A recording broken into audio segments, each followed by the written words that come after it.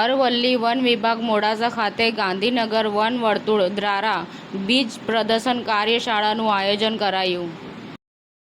ચોમાસાના આગમન સાથે ભારે વરસાદને કારણે પૂર્વોત્તર ભારતના 6 રાજ્યોમાં પૂરનો કહેર. મધ્યપ્રદેશ, બિહાર અને ઉત્તરાખંડમાં નદીઓમાં પૂર.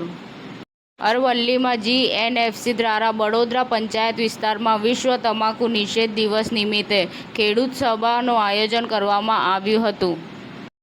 મેઘરજ પંચાયત વિસ્તારમાં છત વિહોણા જીવન જીવી રહેલા 63 પરિવારોને સર્વે નંબર 164માં મફત પ્લોટની સનદ વિતરણ કાર્યક્રમ યોજાયો હતો.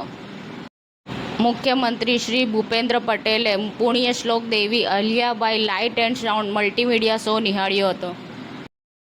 સાબરકાંઠા તિગ્રત સમાજ દ્વારા સંત રૂપજી તિગ્રતના સ્મૃતિ સ્મારક માટે ખાતમુહૂર્ત કાર્યક્રમ ઈડરના પોશીના ખાતે યોજાયો હતો.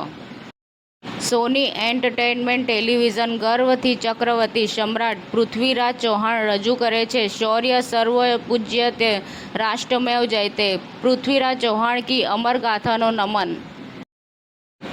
AMNS ઇન્ડિયાએ વિકસિત ભારતના લક્ષ્યને ધ્યાનમાં રાખી વર્લ્ડ ક્લાસ અને પેટન્ટેડ કલર કોટેડ સ્ટીલ ઉત્પાદનો ઓપ્ટીજેલ પ્રાઇમ અને ઓપ્ટીજેલ પિનેકલ લોન્ચ કર્યો.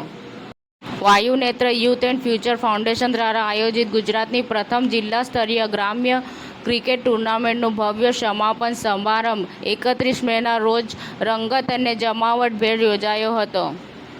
શ્રીરામ ફાર્મ સોલ્યુશન્સે 3 નવી speciality plant nutrition products launch કરી અને વર્ષ 2024માં લોન્ચ કરવામાં આવેલા મુખ્ય ક્રોપ પ્રોટેક્શનની સફળતા શેર કરી. સમાચાર ટુડે ન્યૂઝ ચેનલની ટીમ અને જે સત્ય છે તે જ બતાવશે. આપ જોતા રહો સમાચાર ટુડે ન્યૂઝ ચેનલ.